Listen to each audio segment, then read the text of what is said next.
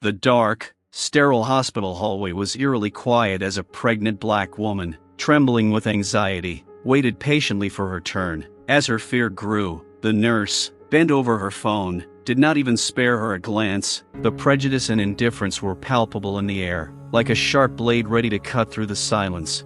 However, no one suspected that at that moment her husband, the owner of this very hospital, was already standing on the threshold. Every word and action of his could turn everything upside down. How do you think this will end? We want to hear from you. Write in the comments what your name is and where you are watching this video from. You are very important to us, and your support helps us grow our channel. Thank you for being with us. Together we can change the world. Enjoy watching. The hospital was eerily quiet, broken only by the sound of footsteps on the sterile linoleum and the faint whistle of the ventilation system. Along the long corridor, bathed in bright neon light, were chairs on which patients sat, their faces full of fear and hopelessness. Each of them waited for their turn, but no one knew how long they would have to endure it.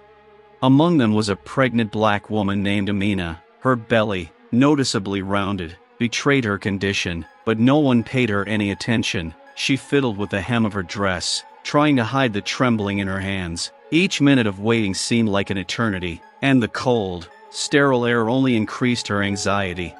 Amina glanced at the doctor's office door. Whether it was hope or disappointment, she couldn't tell. The other patients were whispering around her, but the sounds were like distant noises that barely reached her ears. She felt fear squeeze her heart. How long had it been since she came? The feeling of being ignored was becoming unbearable.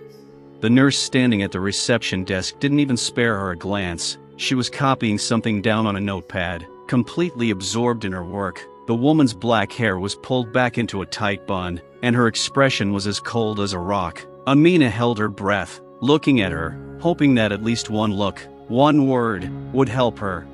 But the nurse only glanced at her chart and continued talking to her colleague, not noticing how Amina was nervously clenching her hands. The appearance of a pregnant woman did not arouse her interest or sympathy. At that moment, Amina realized that here, in this place, she was nothing more than just another number on a list.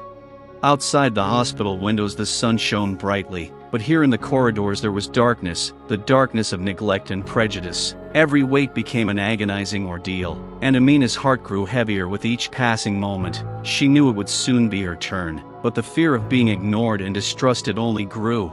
Amina slowly looked down at her hands, noticing how they were shaking. She had always been confident in herself, but pregnancy had brought with it a lot of anxiety. Every movement of her baby inside her brought both joy and fear. She couldn't help but think that in this new, unfamiliar world, her life and the life of her child depended on people who weren't always able to show humanity. Memories of her decision to leave her hometown and come to this metropolis suddenly came flooding back. She had hoped for the best, for the opportunity to receive quality medical care and create a stable future for her family. But now, sitting here, Amina realized how easily those hopes could be dashed. A host of fears festered from her past. She remembered her mother warning her about the bias black women might face in medical settings. "You have to be careful, honey," she'd said. The words now echoed in Amina's mind like an ominous whisper. She glanced at the other patients waiting in line like her. Many had despair written all over their faces, and some were holding back tears. Her heart sank as she realized that most of them were women, all experiencing similar fears, but none of them could help each other. Fear was the common language that bound them together, but each remained in their own shell of loneliness. What if I can't get help when I need it? The thoughts swirled around in her head. What if they don't take me seriously? What if they just ignore me? This internal monologue weighed heavily on her, and with each question, Amina felt her hope dwindle. She tried to take a deep breath, but her lungs were constricted with anxiety. The fear inside her was becoming more and more overwhelming, and at that moment all she wanted was to feel supported. Maybe someone who understood her situation could just come up to her and say, "You are not alone." But there was silence all around her, and she had to put up with it. Suddenly the door to the doctor's office opened and the nurse walked out, ignoring Amina again. Her heart jumped. Was it really her turn, or another disappointment? She knew she had to be strong, but at that moment the only thing she could do was clench her hands into fists and hope for the best. When the nurse returned to the register, Amina felt her heart skip a beat. That look of indifference was familiar. She watched the nurse leisurely leaf through the paperwork, never once looking at her. In that moment, Amina realized that all her hope for sympathy and support might be in vain. Finally, gathering her courage, Amina stood up and walked towards the table. She tried to sound confident, but her voice shook with worry. "Excuse me, I need a little help. I'm pregnant and I'm really worried." The nurse looked up, and there was no interest or compassion in her eyes. Instead, there was a slight smile on her face that cut Aminka to the heart. "And what do you want me to do?" she asked, fiddling with her pen, as if this was just another distraction. Amina felt a mixture of fear and anger boiling inside her. "I just wanted to know I could see a doctor," she said, trying to remain calm. "You'll have to wait like everyone else," the nurse replied with obvious disdain, and went back to her notes, as if Amina were just another number on a long list. The moment was like a punch to the gut. A feeling of utter helplessness washed over her. Amina looked at her with bewilderment. "But I really need attention. I'm worried about my child's health," she said, trying to suppress her tears. This time the nurse raised an eyebrow and crossed her arms. "Everyone worries. You just have to wait. Your problems are not unique," she said, as if waving her off. There was a cold echo of prejudice in those words that left no room for sympathy.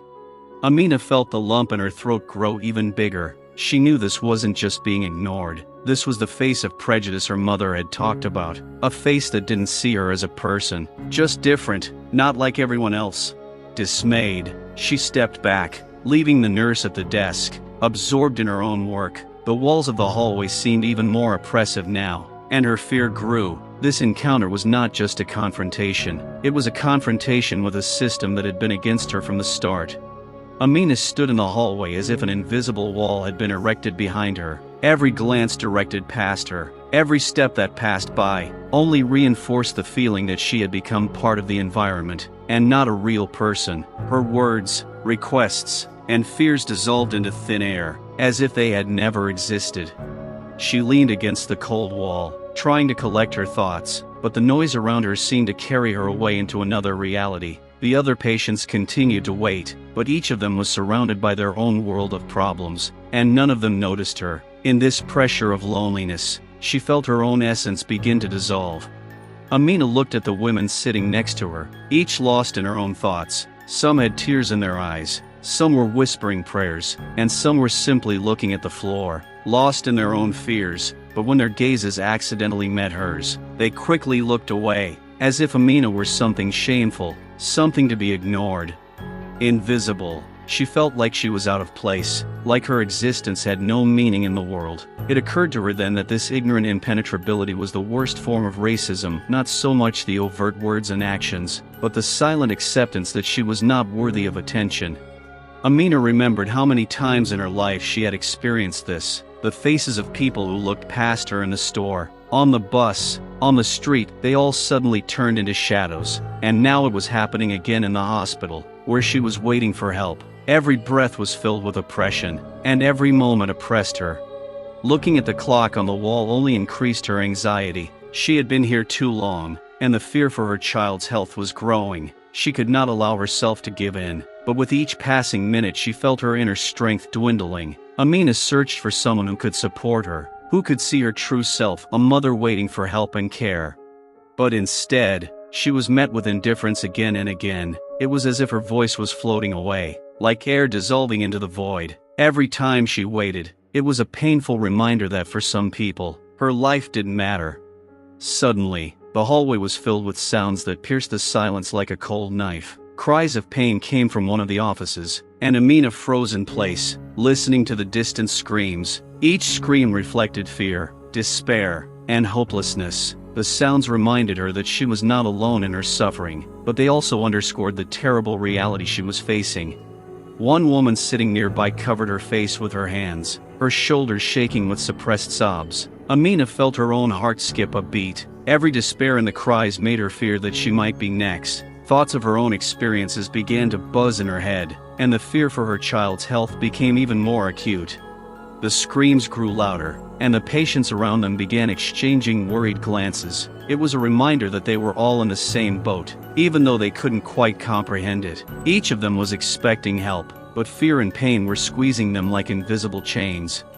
Amina remembered her mother always telling her to be careful in the hospital. "Not all doctors and nurses are kind," she would whisper. And now, sitting here, Amina knew that the warning had not been just words. She could feel the anxiety rising in her, growing with the screams that now filled the entire corridor. The screams suddenly died away, and there was a dead silence. Amina felt a growing desire to know what had happened. Dark thoughts swarmed through her mind about what might have happened to that woman. She remembered her own fears when she learned she was going to be a mother. The thoughts became overwhelming. Suddenly the door of the office swung open and a doctor came out, his face tired and worried. He glanced quickly at Aminka, but upon seeing her, he immediately turned away. It was like another reminder that she was just one of many, unremarkable. The doctor's gaze left no room for hope. Amina sighed, trying to calm herself, but the fear inside her wouldn't subside. The screams that still rang in her ears were a call to action. She knew she had to do something to protect herself and her child. Every scream, every suffering around her emphasized that there was no room for weakness, and she needed to show courage to survive in this cruel world.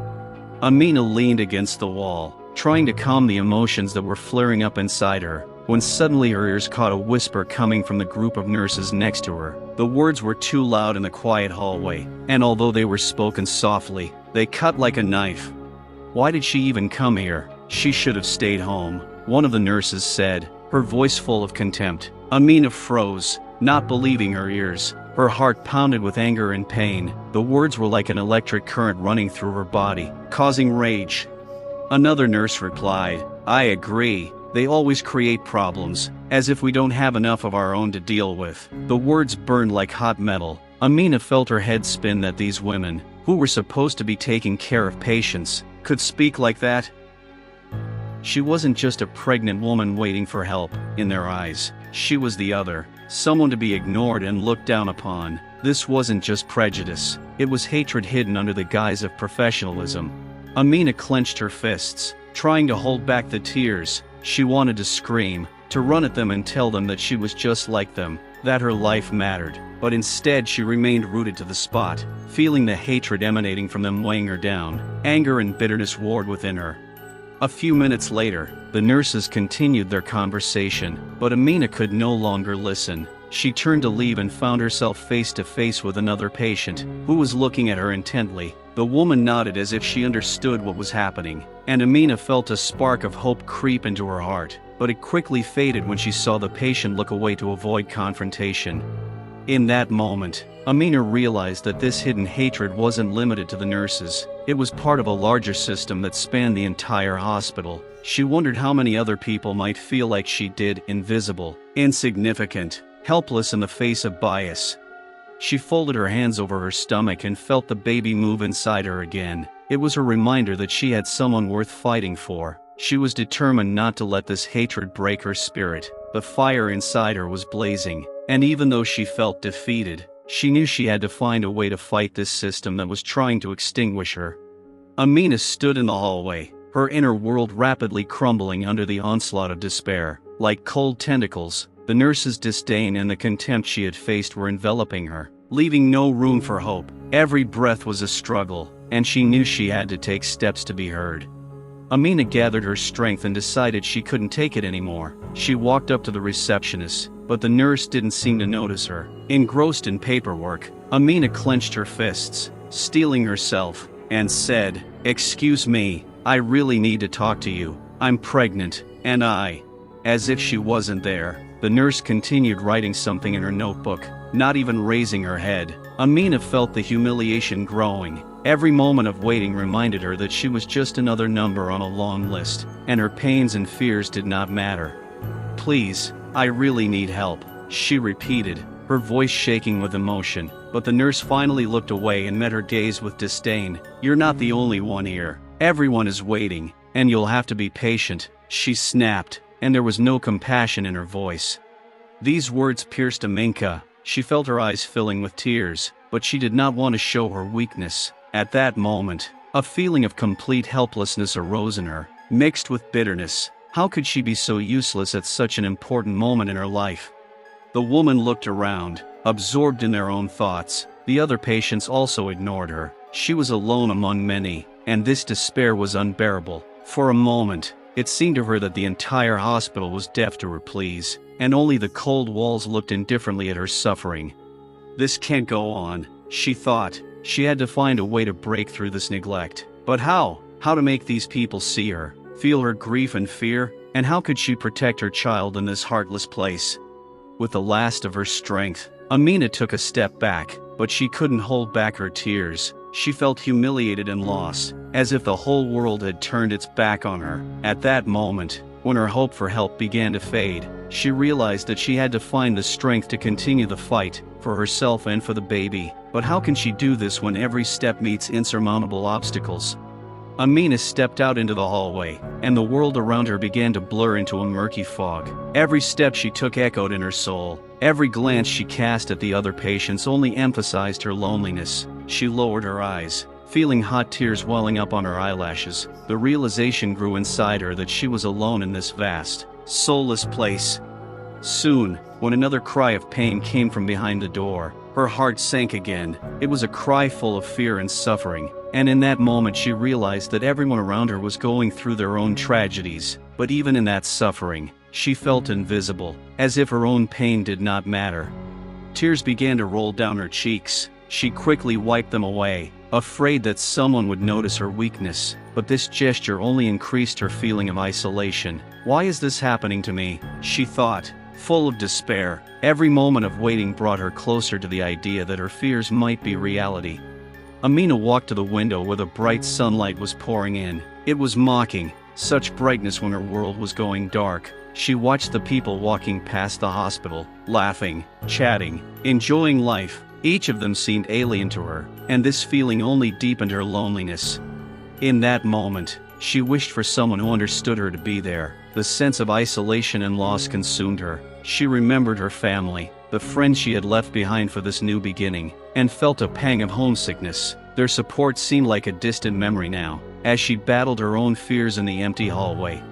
Suddenly, someone touched her shoulder, and Amina turned around, ready to meet another blow. Another patient stood in front of her, a worried expression on her face. "Are you okay?" she asked quietly, her voice full of genuine sympathy. For a moment, it gave Amina hope, but then she felt the warmth disappear again as the two women looked away, as if to avoid conflict. Amina felt the tears welling up again, and though she tried to hold them back, they rolled down her cheeks like streams of unquenchable sadness. Her fears, her pains, all came to the surface, and in that moment she realized that loneliness not only exacerbated her suffering, but also made her vulnerable. Every moment she felt ignored added another layer to her pain, plunging her into an abyss of despair. The tears flowed freely without hope, and although she wanted to hide her weakness, in that moment she accepted the fact that sometimes it was necessary to allow herself to be vulnerable. She had to let her feelings out, even if it meant that she had to endure those moments of pain in order to eventually find the strength to rise up. Amina sat on the cold bench in the hallway, and memories of her hometown, of what she had left behind, began to fill her mind again. The whole journey she had taken seemed so distant and unclear. She remembered leaving the small house, surrounded by green trees and the sounds of laughter, which had once been filled with warmth and love. Her mother, always smiling, hugged her tightly when Amina told her she was leaving. "You can always come home, my daughter," she said, and the words still echoed in her ears. But she knew she couldn't stay. She needed to find herself, to fulfill the dream she had held in her heart for so long. Every step toward a new beginning was filled with hope. She imagined life in a big city, where opportunities would be endless. It was hard at first, but she tried. She dreamed of a job that would give her the opportunity to provide for herself and her future child. But now, sitting here in this hospital, she realized how many things had not worked out the way she had planned. Amina remembered how excited she had been when she received her first job offer. She felt strong and independent, but with each new step into this life in the big city, her hopes began to collide with reality. Disappointment, prejudice, and loneliness were heavier burdens than she could have imagined. Every time she felt like she was about to achieve her dream, reality would snap at her like a thin thread. Moving from one job to another, she faced rejection and mistrust. Every step toward a better future was difficult. And so, instead of moving forward, she found herself in this hospital, struggling with prejudice and fear. She thought about her friends who had stayed behind in their hometown. They were starting families, building their lives, and Amina felt lost among them. Why can't I be with them? She asked herself, over and over again. At that moment, her heart was filled with longing. She couldn't shake the feeling that she had chosen the wrong path. How did I end up here? So far from home? The thoughts squeezed her chest. Memories of her native places became a source of pain, like sharp thorns wounding her soul. She longed to return to those times when everything seemed simpler, when she could hope and dream without fear. Tears welled up in her eyes again, and Amina felt a wave of sadness wash over her. It wasn't just the distance, it was the gap between her dreams and reality, between her home and what she had built in her mind. She closed her eyes, hoping that the memories of her family and home would help her find the strength to continue the fight despite the difficulties. Time dragged on, and with each passing minute Amina felt the tension in the air growing. She sat on the bench, looking at the clock face, which seemed ominous in its soulless nonchalance. Each hand moved slowly, as if teasing her anticipation, and the silence weighed on her like a heavy fog. The doctors and nurses passing by paid no attention to her. The sound of their footsteps and animated conversations seemed distant and insignificant to her, like the rustling of leaves in a distant forest. She felt like a prisoner of this silence, and every second of waiting was filled with anxiety. Amina checked her phone over and over again, but there was no message, no call. She remembered her husband saying that he would be there, that he would always support her. But now, when she needed support the most, he was far away, and this thought was like a blow to the heart. She could not allow herself to panic, but fear for the child filled her mind. The hallway, filled with the suffering of other patients, became increasingly oppressive. She heard sounds of pain and fear coming from the rooms, and these sounds reflected her own experiences. She couldn't help but think that each cry could be a premonition of what she herself was about to experience. Each moment of waiting seemed to stretch out into infinity. Why doesn't anyone come? She thought, but the answer was as empty as the hallway. The words she spoke for help seemed like distant echoes. A feeling of helplessness washed over her, making her heart beat faster. She raised her hands to her stomach, trying to calm the baby, but even that didn't help. Emotions raged inside her, fear, anger, loneliness. She felt them intertwining, creating an unbearable tension. Amina wondered what would happen if she didn't get help. What would happen to her child? This fear was the most excruciating of all, and it tore her apart. She glanced at her watch again. Time seemed to have stopped, and this timelessness reflected her inner state. She sat there, frozen in anticipation, deprived of strength and hope. Every moment became a test of her patience. Suddenly, the sound of footsteps caught her attention and she looked up. A new nurse had appeared in the hallway, but as before, her gaze was full of indifference. Amina, gathering her strength, stood up and took a step towards him. "Excuse me, but I need help," she said, her voice shaking with tension. The nurse looked at her and nodded, but she didn't take a step forward. There was no promise in her eyes, no sympathy. "I'll tell them to check you out," she said, but the words were neither comforting nor hopeful. Amina felt her inner strength draining away again, as if her whole life depended on this anxious silence, on the indifference of those who were supposed to care for her. A fire flared up inside her, and at that moment she knew she had to find the strength to break this silence.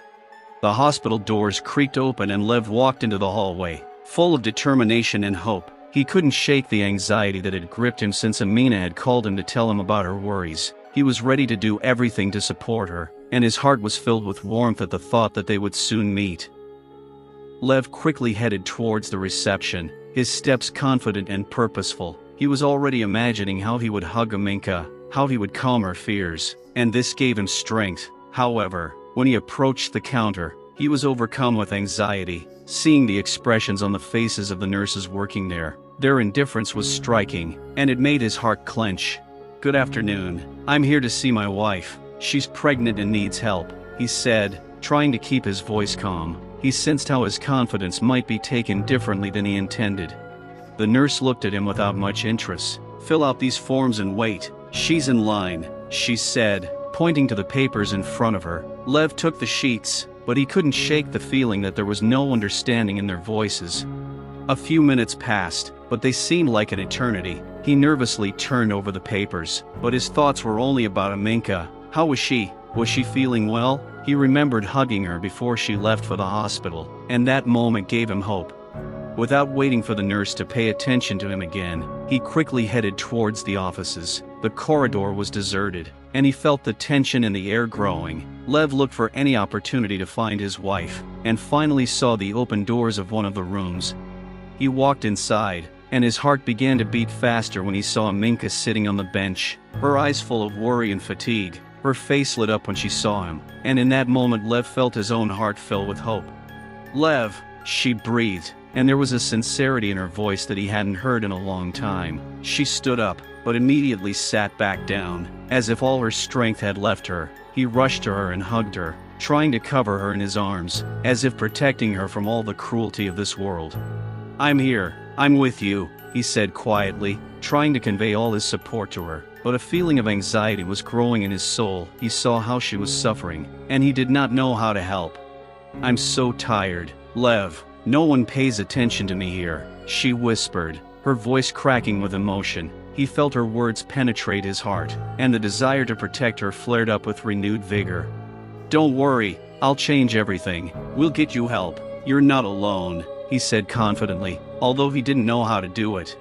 At that moment, they were the only ones in this empty world of pain and indifference. Lev understood that he had come not just to see her, but also to fight the system that left no room for hope. Now they had the opportunity to face all the difficulties together, and he was ready to do anything for her and their future child. As Lev hugged Aminka, they both felt the tension begin to ease, but soon there was a knock on the door of the ward, and a tall man in a suit walked in. His confident gait and commanding gaze immediately attracted attention. It was Alexei, the nurse's husband, but at that moment he was more than just the owner of the hospital. He was a symbol of hope and change. "Sorry for taking so long," he said, his voice firm and calm. "I heard we have a patient who needs help." Lev and Amina exchanged glances, and at that moment, anxiety ran through their bodies again. He felt that this man could either be their savior or the cause of even more trouble. "Are you the owner of this hospital?" Lev asked, trying to remain calm, even though emotions were raging inside him. Alexei nodded, his expression foreboding. "I came to see how we can improve the quality of service for all patients, especially those who experience bias." Amina, still clutching her stomach, looked at him hopefully. I just wanted someone to pay attention to me," she said, her voice shaking. At that moment, she felt her fears gradually receding, although deep down, there was still uncertainty. Alexei stepped closer, his gaze focused. "I understand how difficult it is to be in this situation. We are here to take care of you, and I will do everything in my power to fix this," he said with firm determination. Lev felt his own confidence begin to grow. Maybe this man really could change things. "Why aren't you taking action now?" he asked, trying not to let his emotions get the better of him. "My wife is here, and she needs help. Why is she waiting in the hallway when she can get the support she needs?" Alexei, without losing his composure, replied, "I understand your anger. We all strive to improve. It is wrong that your wife has been met with indifference. I will do everything possible to draw attention to this situation." Lev and Amina exchanged glances. There was something inspiring about this man, something that inspired hope. Maybe he wasn't just a hospital owner, but a person who really wanted to change the system from within. "If you need help, I can intervene," Alexei continued, looking at them confidently. "I'll call a doctor and try to speed up the process. You shouldn't be left alone with your fears." Amina felt a spark of hope ignite inside her. "Thank you," she said, and her voice held the sincerity she had been missing for so long. She knew she couldn't rely entirely on one person, but this meeting could be the beginning of change. Alexei left the room, and they were left alone, feeling new hope in the air. Lev squeezed Amina's hand and looked into her eyes. "We can handle it," he said with confidence, and that moment became for both of them a symbol of the beginning of a new fight, a fight for their future, for their family, and for justice in this heartless world. When Alexei left the room, Lev and Amina were alone, but there was a new energy in the air. Lev felt confidence rising in him. He looked at Amina, and her eyes shone with hope. At that moment, they were one, and this gave them strength. However, reality soon returned. Soon the nurse Amina had met earlier returned. There was not the slightest interest in what was happening in the ward on her face. She approached them with her usual businesslike manner, as if nothing had happened. "You need to fill out these documents," she said, without looking Amina in the eye. Lev felt his anger rising. He couldn't understand how anyone could remain indifferent to the suffering of others. "Wait," he interjected, trying to contain his emotions. "My wife needs help. She's not just another patient. She's a human being, and she's not getting the attention she deserves." The nurse reacted to this with mild disdain. "All patients need help. We have a lot to do, and we cannot give each one as much time as he wants. You need to remember this," she said with a cold tone. The contrast between her words and what Alexei had said was stark. Lev glanced at Aminka, who had lowered her head again, as if her words had cut her off from the world once more. "This shouldn't be the norm," he said, trying to get his point across to the nurse. "People are suffering here. You have to understand that everyone has their own story, their own pain." She looked at him with mild surprise, but then shrugged. "I'm doing my job. If you're not happy, talk to management." Her words were full of indifference, and this only made Lev more indignant. At that moment, he realized that he was caught between two worlds, a world where people like Alexei strive to change the system and help those in need, and a world where indifference and prejudice have become the norm. He could not come to terms with this, and a fire of struggle flared up in his heart. "You don't understand that your job is not just about completing tasks. It's about people's lives," he said, his voice confident but his emotions raging inside. "Each of us deserves compassion. We are not just numbers on a list here. We are families. We are dreams. We are hopes." The nurse, seemingly unimpressed by his words, looked away again. Her indifference was like barbed wire, cutting him off from his humanity. She continued filling out paperwork, leaving Lev feeling completely insane. Amina looked at her husband, and her eyes reflected not only pain, but also pride in his courage. She understood that their fight was just beginning, and in this conflict of two worlds, they could not give up. Every moment, every glance was a chance to change the situation, to change the system that ignored suffering. "We will do everything possible to fix this," Lev said, hugging Aminka. At that moment, he felt that they were not alone, that they had each other's support. The world may be cruel, but together they were stronger. Lev took a deep breath as the nurse continued to fill out paperwork indifferently, as if he and Amina were just an obstacle to her work. A sense of justice was growing inside him, and he knew he had to take a step that would shock her. "Wait," he said, his voice hard and decisive. "I need you to explain why my wife hasn't gotten the help she needs yet." Lev stepped forward, approaching her, his eyes sparkling. "She's suffering, and it's not just your job, it's her life." The nurse, seeing his growing irritation, looked up at him with a flicker of surprise. "I can't solve all the problems at once," she said, but there was already a note of uncertainty in her voice. She put down her pen and crossed her arms over her chest, as if that would protect her from his accusations. "But this shouldn't be okay," he continued, his voice rising, filling the entire room. "You're a nurse, and your job is to take care of patients. Why do you let bias affect the way you treat people? Why do you ignore those who need help the most?" Amina clasped her hands, feeling the tension in the air grow. She knew Lev couldn't accept this injustice, and his words echoed all the pain she was feeling. She waited for the nurse to react, but her calm became incomprehensible. "I'm not biased. It's just, we have a lot of patients, and we can't always give each one as much time as they want," the nurse finally said, but her voice was no longer so confident. Lev detected a hint of fear in her justification, fear that she might lose her job, fear of discovering that the system she represented didn't work. "But this isn't just a job. These are human lives. You can't ignore what's going on around you. You know yourself that some patients suffer more than others. How can you remain indifferent?" His words sounded like a challenge, and there was an insistence in their tone. She sighed, and Lev noticed her shoulders tighten a little. "I just can't change the system on my own. You don't understand how hard it is," she said, a hint of vulnerability creeping into her voice.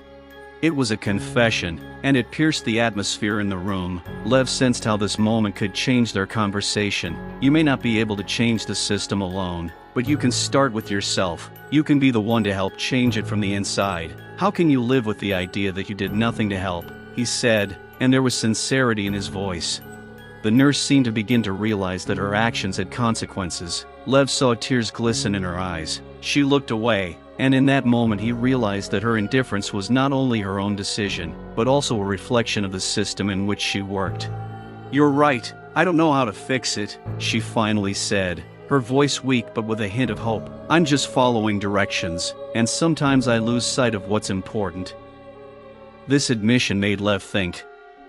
He knew they were on different sides, but in some ways they were both victims of the system. "Maybe this is the beginning of change," he said, his voice softer. "If we all start caring about people, maybe then things will change." Amina, standing on the sidelines, watched this dialogue. Her heart filled with hope. At that moment, she realized that even small steps can lead to big changes. Lev and the nurse, standing on the brink of conflict, could become allies in the fight for justice. There was a new atmosphere in the air, and although Lev knew that one conversation would not change everything, he felt that this could be the first step towards change. Discovering the truth and realizing his mistakes was already the beginning of the path to healing, not only for Amina, but for the entire system. Amina, still sitting on the bench, felt a determination rising in her. All these moments of being ignored and humiliated could not remain without consequences. She looked at Lev, who was still standing in front of the nurse, and a desire to say something that had remained in the shadows for so long flared up in her heart. "Excuse me," she said, her voice shaking with emotion, but she pulled herself together. "May I know what my rights are as a patient? I have a right to care and attention, especially in this condition." The nurse only chuckled at this, her reaction unexpected and dismissive. "Rights? In a hospital? Do you really think you have rights when we are constantly overloaded?" she said mockingly, her tone full of disdain. Amina felt a wave of resentment wash over her. "But I'm pregnant. I need help," she cried, her voice filled with desperation. She couldn't believe that her words were being met with ridicule. "Why can't you understand that I'm a person, not just a patient in a waiting list?" The nurse crossed her arms over her chest and said with a slight smile, "Oh, honey, everyone here has their own problems. We all want attention, but you're not the first one to come with such demands. Things aren't that simple in a hospital." Lev felt anger rising inside him. "How can you say that? She needs support, and you need contempt," he said, his voice like a loud hammer blow on metal. But the nurse only shrugged, her mocking gaze leaving no room for doubt. "You don't understand how hard it is to work here," she continued, less confidently but still with a hint of arrogance. "We have a lot of patients, and someone is always going to be unhappy. Do you want us to make an exception for you?" Amina felt a desire to defend her rights growing inside her, but at the same time, fear and doubt were nagging at her. "I'm not asking for privileges. I just want to be listened to." "Is it that hard?" she said, and there was sincerity in her voice. The nurse chuckled again, and the action was like a punch to the heart. "Listen. This is too much, honey. If you don't like it, just leave. There are many other patients here who need our help, too," she said sarcastically. At that moment, Amina felt her soul being torn apart. Her voice became quiet, but there was determination in it. "I can't just leave. I have to fight for my rights and the rights of my child. I have the right to be treated with dignity." Lev looked at Aminka and felt her courage energize him. He knew that this was not only her fight, but theirs as well. "Yes, you have the right to do this. And I will fight you," he said, his voice becoming more confident. The nurse, hearing their words, hesitated for a moment. But then her arrogance took over again. "You should hurry up before it's too late. Your struggle may be useless." Amina looked at her with an indescribable feeling. She understood that confronting this system could be difficult, but she was ready to go to the end. There was a fire in her eyes, and she knew that she was not alone. Lev was with her, and together they could overcome any difficulties. This confrontation marked the beginning of a new phase in their struggle. They knew the system would not change overnight, but they were determined to prove that human lives mattered and that the rights they demanded should be respected. The nurse, noticing Amina and Lev's determination, tried to maintain her balance, but her eyes were no longer as self-assured as before. She took a step back, as if trying to distance herself from their tense atmosphere. but this only increased the feeling of anxiety in the room. "Do you really think that your struggle will change anything?" she said, leaning toward the table and picking up her pen again. "We have rules, unspoken rules that you don't seem to understand." Her tone was less mocking, but still cold and distant. Amina felt resentment rising inside her. "What rules?" "Ignoring people who need help." "Those are your rules?" she asked, not hiding her anger. "No," the nurse replied, but her voice was less confident. "Sometimes you just have to put your personal matters second. We're all here working to survive." "I can't spend more time on you than I have to," Lev intervened. "You know that's not right. These rules cannot justify indifference to human suffering." "How can you say that when there are people around you who need support?" The nurse, not expecting such a sharp objection, tried to establish distance again. "You don't understand. I deal with this system every day. I have my limitations. If you knew what we go through, you wouldn't ask such stupid things," she said with slight irritation. Amina, sensing that the conversation was heading in the wrong direction, raised her hand. "I'm not asking you to explain the system to me. I'm asking you to see me as a person, not just another number on a report," she said, her voice trembling but also determined. The nurse chuckled again, but this time her smile was more involuntary, from a lack of words. "You see, in our world, everyone follows predetermined rules. We can't afford to break down, or everything will fall. We have too many patients," she said, and there was something more personal in her voice than she wanted to convey. Lev did not take his eyes off her. "But that does not excuse your behavior. It does not make your work less important, but your action should not determine the fate of people. Each of us has the right to human treatment," he said with a force that came from the depths of his heart. Amina looked at Lev, and warmth flared up in her soul. She understood that their fight for justice was becoming a common cause, but the nurse did not seem to be about to give up. "You just don't know how it works. Play your game if you want, but I can't change my approach for every patient," she said, sounding weary, as if it were inevitable. At that moment, Amina felt the world around them begin to crumble. Her worries and fears returned with renewed vigor. "You cannot remain indifferent. We need you. We all need care and attention," she said, and her voice became almost hopeless. But the nurse didn't seem to hear them anymore. She went back to her work, as if she had distanced herself from this reality. This ignorance again covered the room like a shadow, and Amina felt her hopes begin to fade.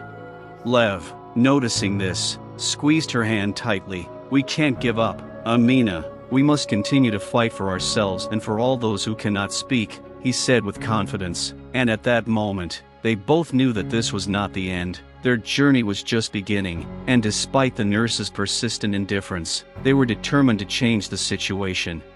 Amina felt helplessness building up inside her. Every word the nurse said echoed in her head like a bell ringing with endless longing. She couldn't stay in the shadows, couldn't put up with the indifference that filled this hospital. The feeling that it was time to act grew inside her, and her voice became unbearably loud. "Please," she said, raising her voice so that it could be heard even in the hallway. "Please, I need help. I'm not asking for much, just for someone to look at me, someone to listen and help."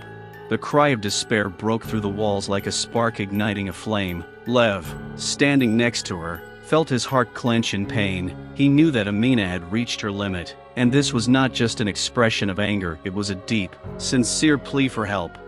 The nurse turned around, her expression changing for a moment. She couldn't ignore the pitiful moment unfolding before her. Confusion flashed in her eyes, but it was quickly replaced by the usual coldness. "I can't help you now," she said with some urgency, as if it was the only answer she could give. Amina, feeling her hopes slipping away, clenched her fists. "Why can't you? I'm pregnant and I'm afraid for myself and my baby. It's not just a word, it's my life." Her voice was desperate, and there was a hint of fragile vulnerability in it. "I understand, but we have rules and I have to follow them," the nurse snapped, her indifference filling the air again. Lev couldn't remain silent any longer. "The rules shouldn't justify this attitude. This isn't just a job, it's your responsibility," he exclaimed, feeling anger flaring up inside him. "If you can't be a human being, what's the point of your job?" Amina, hearing her husband's support, turned to the nurse again, her voice almost a whisper. "I just want you to look at me as a person, not as a number on a report. I'm here and I'm scared. Please help me." Her words came from the heart, and there was a sincerity in them that couldn't go unnoticed. The nurse, realizing that her ignoring had turned into a real drama, froze for a moment. She tried to put on a mask of indifference again, but inside she was growing confused. "I can't," she said, but this time her voice was less confident. Amina felt her emotions shift to a new level, from despair to determination. "If you can't help me, who can? I'm ready to fight. I'm ready to stand my ground, but I need someone to listen to me," she said, her voice like a melody filling the room. At that moment the nurse stopped, and Lev noticed something human flash in her eyes. For the first time in the entire conversation, she seemed not just a defender of the system, but a woman who could feel, too. I need to talk to a doctor," she said, her voice quiet but with a new edge. She finally realized that ignoring the problem wasn't the answer. Amina, feeling that her words had been heard, found hope. "Thank you," she whispered, and there was a sincerity in her voice that pierced the atmosphere. This cry of despair was not only a plea for help, but also the beginning of the change they had been waiting for so long. Lev, looking at Aminka, knew that this was only the beginning of their fight, but now they had a chance. Together they were able to resist the system that had ignored them for a long time.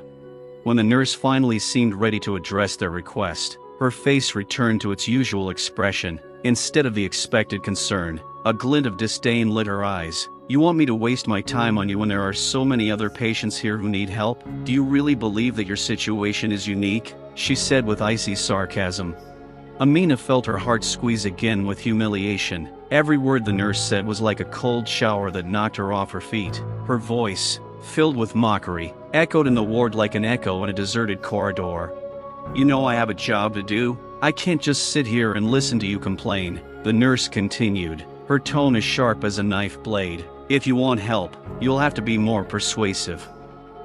Amina, feeling the anger rising in waves, tried not to let herself give in. "I'm trying to explain how hard it is for me and how much I need support. Why does this come across as a complaint?" she asked, her voice shaking with emotion.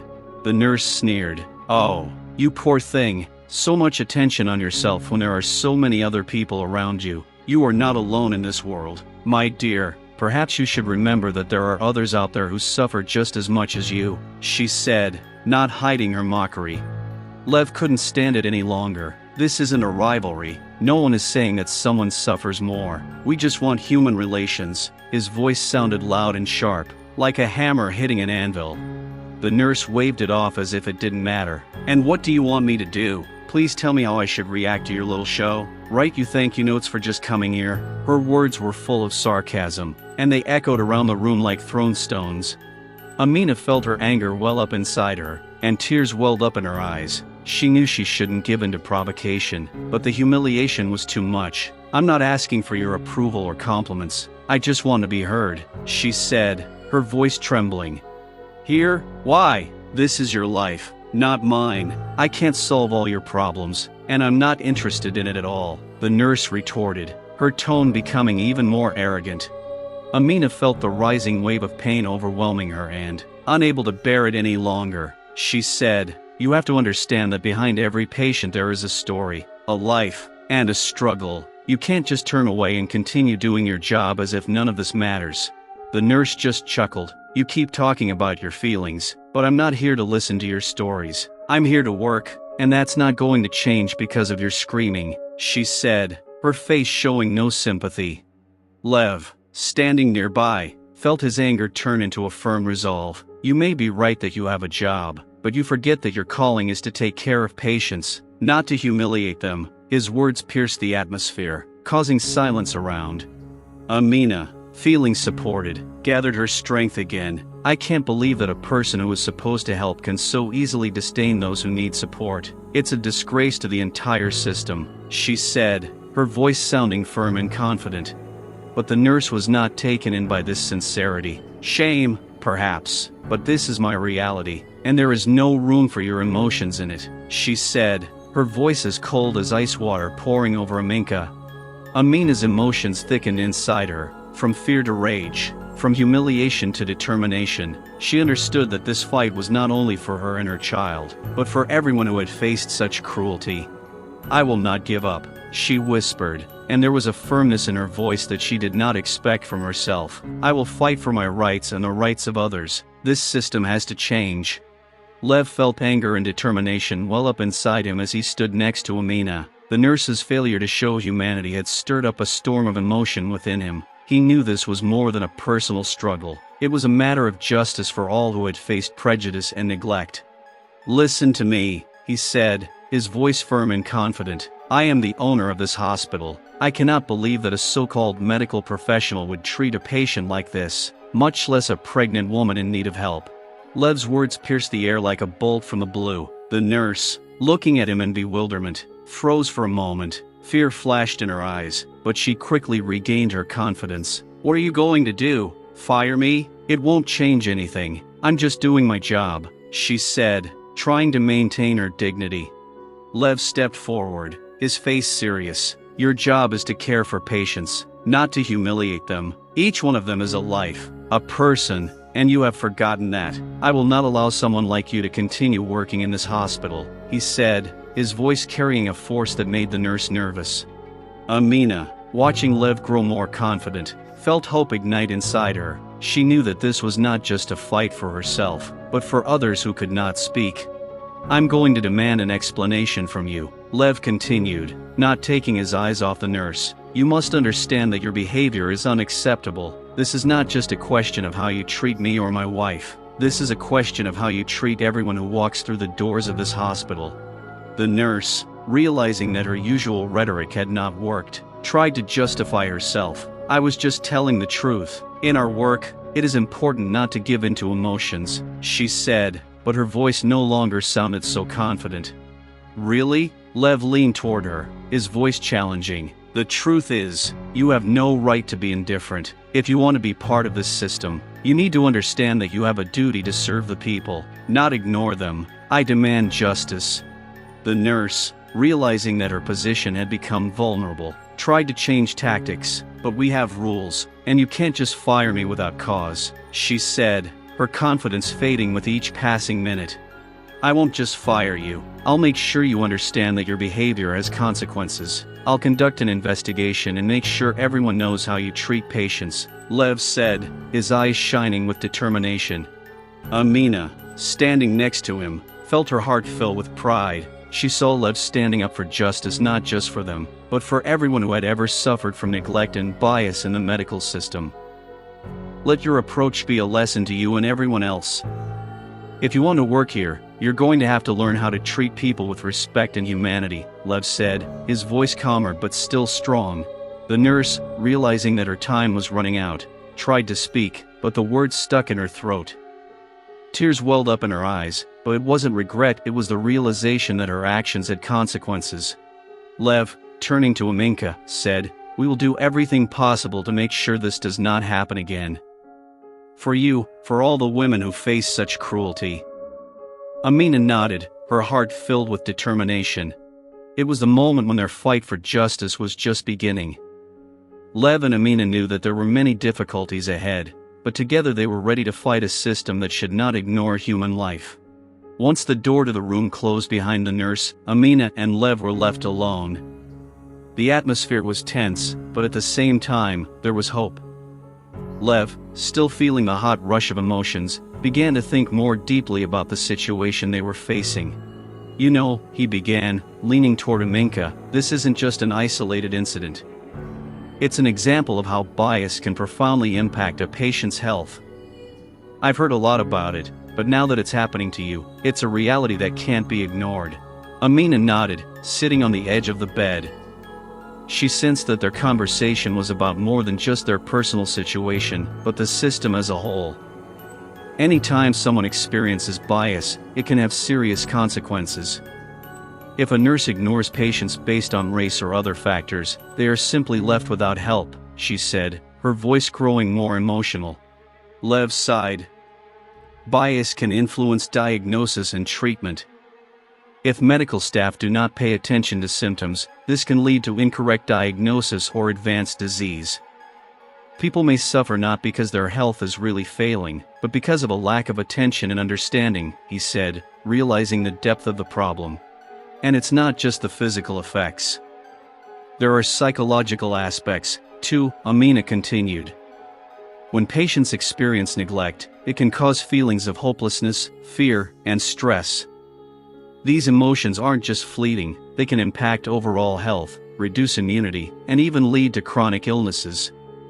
Her eyes lit up with understanding of the gravity of the situation. Lev added, nodding, and what's worse is that these experiences create a vicious cycle. People who have experienced stigma once may avoid seeking medical help in the future. They may feel that they won't be listened to or helped, which leads to poorer health in the long term. Amina furrowed her brows, realizing how deeply this issue affected so many people. Yes, and ultimately it impacts the entire healthcare system. When patients avoid care, it leads to more complications and, as a result, a greater financial burden on the entire system, she said. Lev took her hand, his voice more determined. We have to do something about this. If every instance of inaction leaves an invisible mark, then every step toward justice can be the beginning of change. We need to raise our voices not just for ourselves, but for all those who suffer in the shadows. Amina felt energized. This is something we can do. We can tell our stories, share what happened so that others don't have to go through the same thing. We can raise awareness of the bias and indifference in the medical system, she said with conviction. Lev enthusiastically supported her. Yes. We can write an open letter, organize a discussion, invite other patients to share their stories. If we combine our efforts, we can change attitudes and make the medical community pay attention to the problem. He sounded inspired. Amina nodded, her eyes shining with determination. And we need to make sure that those who work in the system understand that their actions have consequences. They need to know that patients are not just statistics, but people with feelings and rights. Lev, looking proudly at his wife, said, every word counts, and if we can change even one attitude, we have already succeeded. Our fight for justice is not just a personal matter, it is a matter of life and health for many people. They both knew that they had a long road ahead, full of difficulties and obstacles. But now they had a goal, not just to fight for themselves, but to speak up for those who were forgotten. Every step, every word could be part of the change that was so necessary in a world where bias often went unnoticed.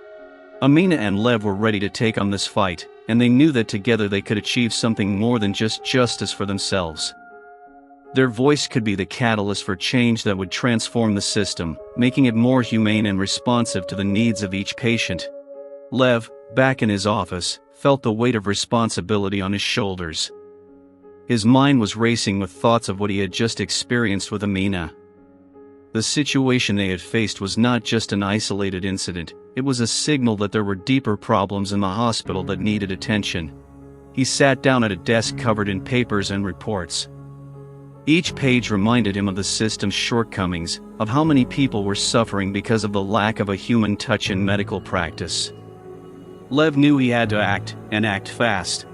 This isn't just one nurse, he said, looking at the walls of his office as if they could answer him.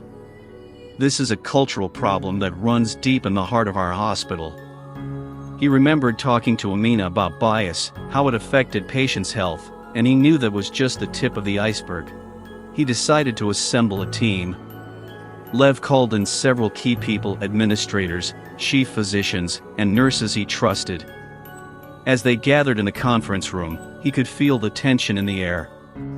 Each of them knew they were about to discuss something important, but no one knew how to respond. Thank you for coming, Lev began, trying to sound confident despite his nervousness. I've gathered you here because we need to have a serious conversation about what's happening in our hospital. Today, I witnessed unacceptable behavior that not only hurt my wife, but also puts the health and well-being of many of our patients at risk. Every eye in the room focused on him. He continued, this isn't just a question of one case. It's a symptom of a much larger problem. We all know that bias exists in our system, and we need to acknowledge it. The room fell silent. Some of the staff looked at each other, not wanting to accept Lev's words. he noticed one of the doctors on duty shake his head. "But we follow protocols. It's not our fault that some patients act like they need more attention," he said.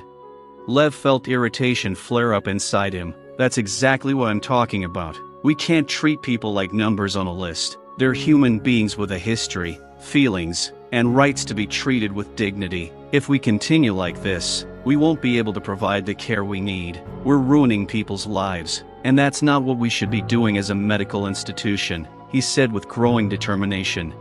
Others began to mutter among themselves, and Lev saw that some were beginning to realize the depth of the problem. He continued, "I propose that we create a task force that will address issues of bias and the training of our staff. We need to rethink our culture so that everyone feels valued and heard. We must adhere not only to medical standards, but also to moral ones."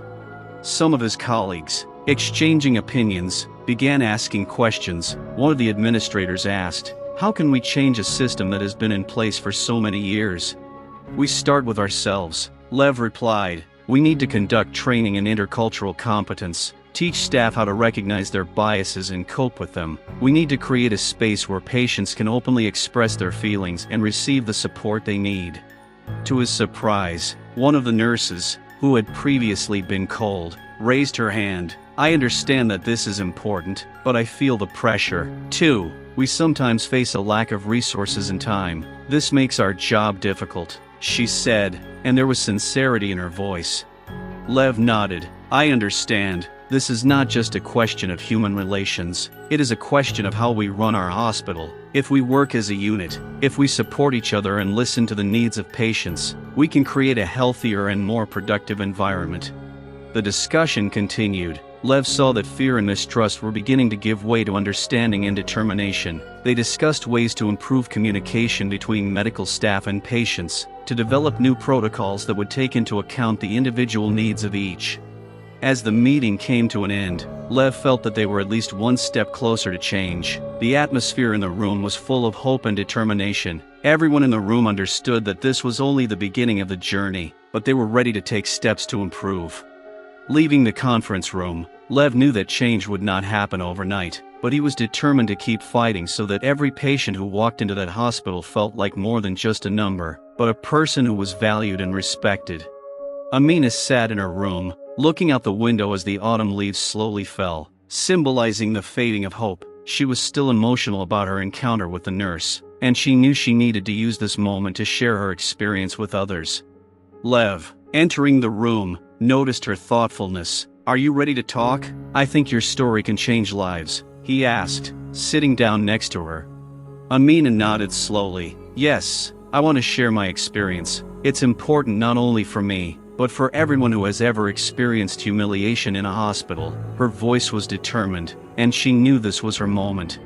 "I always thought of myself as strong," Amina began, her eyes shining with memory. "But when I came here, I felt like all my strength was gone. I was pregnant and needed help, but instead I was met with neglect and ignorance. Every time I tried to get attention, I was met with cold stares."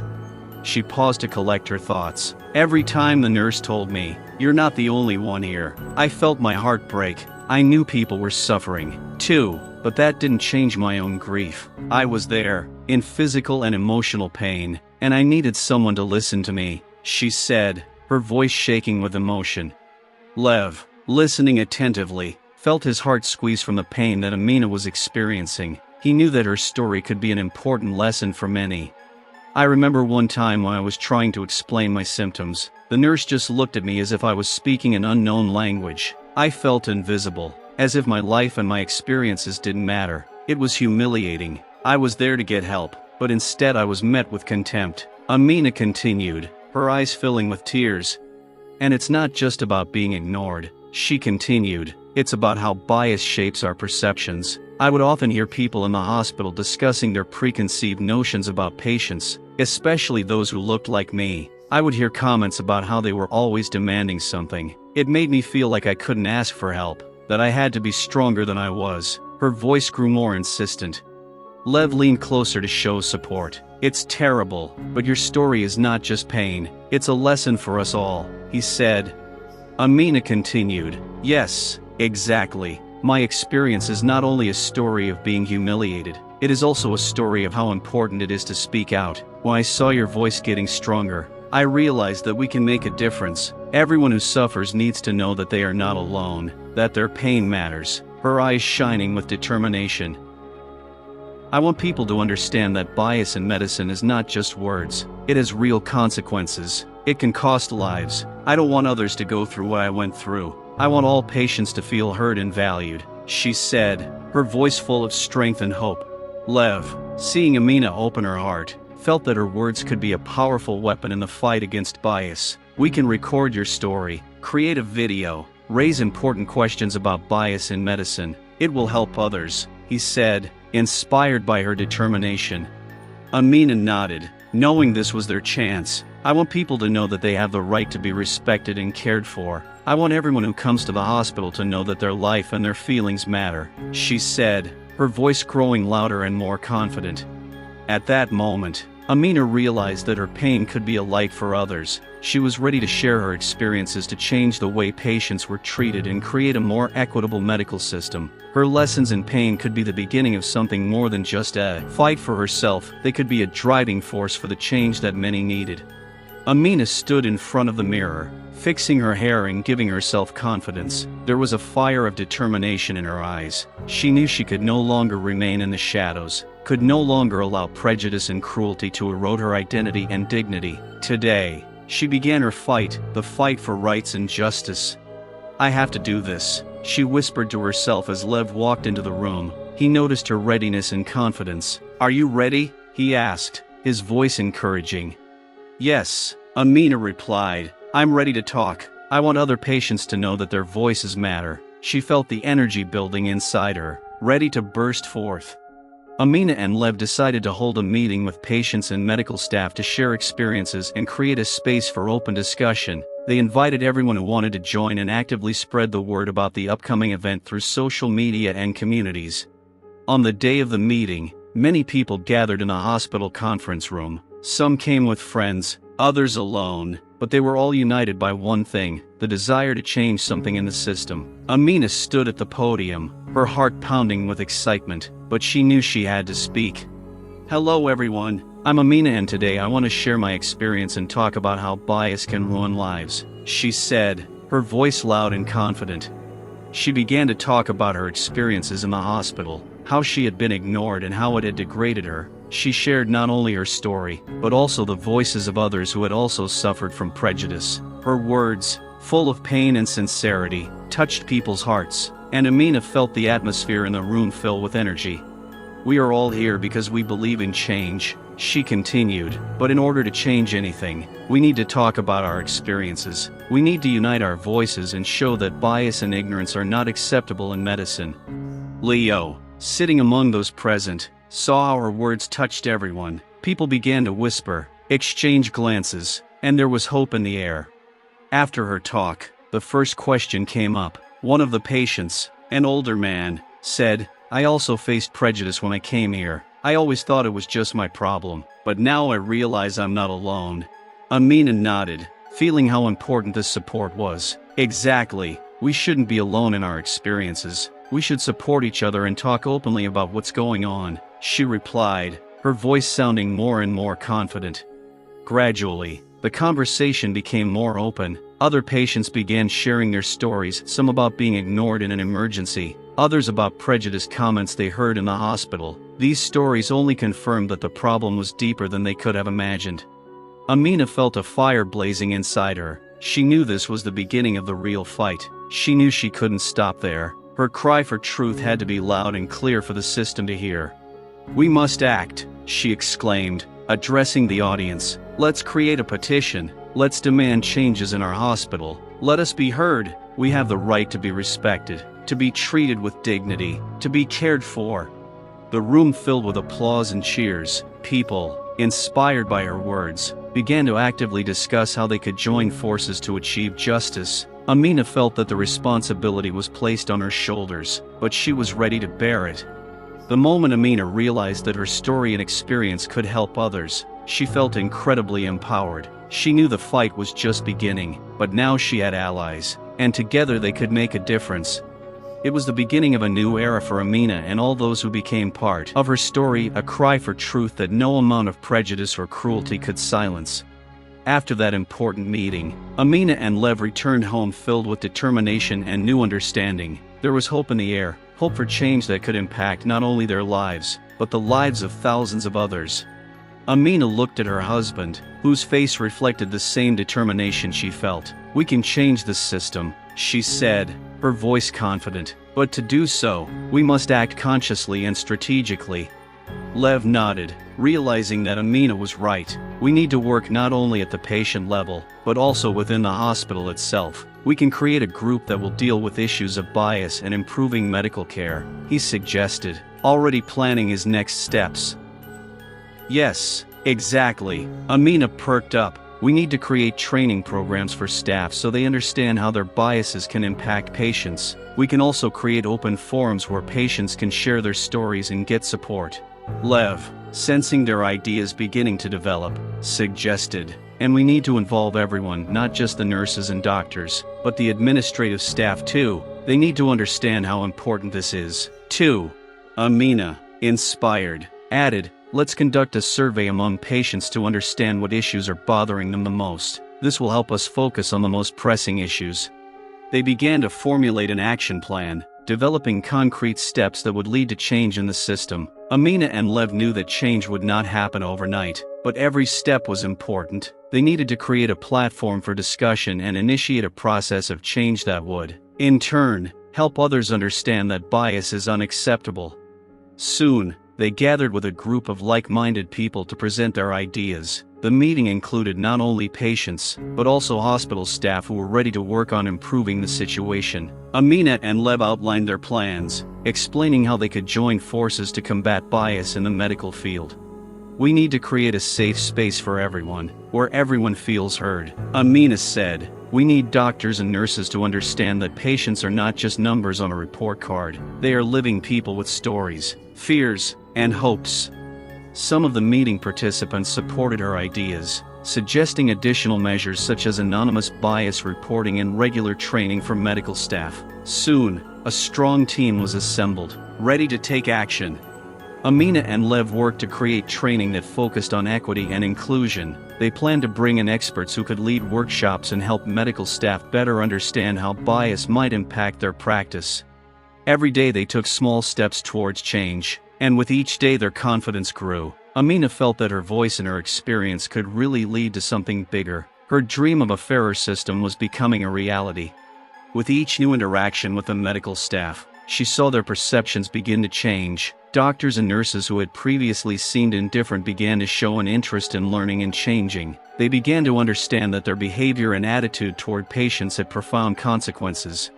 Amina and Lev also realized that it was important to include the patients themselves in the change process. They organized meetings where they could discuss their experiences and share stories. This created a supportive community that inspired people to advocate for their rights and justice. Little by little, more and more people joined them. People who had once been silent about their suffering began to share their stories, creating a powerful stream of truth and strength. Amina saw a new culture being created around her, a culture where every voice counted, where every life was valuable. One day, at one of these gatherings, Amina looked at her fellow activists and felt a surge of pride. "We're not just fighting for ourselves, we're fighting for everyone who has experienced bias," she said, her eyes shining. "We're creating new hope, a new system where everyone can feel safe and heard." With this thought, Amina realized that her fight was not just a fight for personal rights. It was a fight for change that could impact the future of many. She knew there was still a lot of work to do, but now she had a team and support that allowed them to move forward, and this was the beginning of new hope for everyone. Amina stood in front of the large window of her office, looking out at the bright lights of the city that shimmered in the evening light. There was an air of change around her, and she felt that their efforts were finally beginning to bear fruit. With each passing day, their group grew stronger and their ideas became more widespread. After months of hard work, Amina and Lev organized a conference that brought together healthcare professionals, patients, and community leaders to discuss the importance of combating racism and bias in medicine. Amina felt that this event could be a turning point. When it was time to speak, she took a deep breath and walked onto the stage. full of excitement and determination. The room was packed, and everyone was ready to hear the truth. Amina began to speak about her experiences, how bias in medicine can ruin lives, and the importance of coming together to create change. We are here today to recognize that racism and bias are not just words. They are real issues that affect people's health and well-being. She began, her voice strong and confident. Every one of us has the right to be treated with dignity, regardless of the color of our skin, our background, or our social status. Amina continued, describing specific examples of bias that patients had experienced at the hospital. She spoke of the pain, suffering, and humiliation that people felt when they were ignored and not taken seriously. This is not only unacceptable, it is a crime against human dignity, she said, to cheers from the audience. She shared the stories of other patients who also spoke, and together they created a powerful stream of truth. Every voice mattered, and every experience added color to the overall picture. Amina saw how their stories lit a spark in people's eyes, and it gave her strength. "We can't stay silent any longer," she said. "We must join forces and demand change. This is not just our fight, it is ours. If we work together, we can create a system where no one feels isolated or invisible." The room filled with applause, and Amina felt an atmosphere of unity and solidarity permeate the space. People began to discuss how they could act, what steps they could take to help each other. The conference became a platform for interaction, where different opinions and ideas intersected. Amina and Lev noticed how doctors began to openly discuss their biases, and how this positively affected their approach to patients. At the end of the conference, Amina addressed everyone. "We are on the right path, but this is only the beginning. Change takes time and effort, and every action counts. Let us remember that together we are stronger, and each of us can contribute to the fight against racism and bias in medicine." People stood up and applauded, and Amina felt a surge of emotion. This wasn't just the end of a conference, it was the beginning of a new era, a new hope. Hope that everyone who suffers from bias will be able to have a voice, and that medicine will become more equitable and inclusive. As she walked out of the room, she realized that every action they took mattered. Every movement for change, every word of encouragement, every story told without fear contributed to the creation of a new world where racism and bias had no place. Amina knew the road to change would be long and difficult, but she was willing to keep fighting, full of hope for a future where every patient would feel valued and important. Together, they could overcome any obstacle and create a system that would serve everyone, no matter their background. This was their mission, their dream, and they walked towards it with open hearts and determination. We would like to hear your opinion about our story. What do you think about what Amina faced? Have you ever experienced racism in your life? Your thoughts and experiences are very important to us. Remember that each of you matters, and we really appreciate your support. If you enjoyed the story, don't forget to subscribe to our channel and give it a like. This helps us continue to create content that really matters. Have a nice day.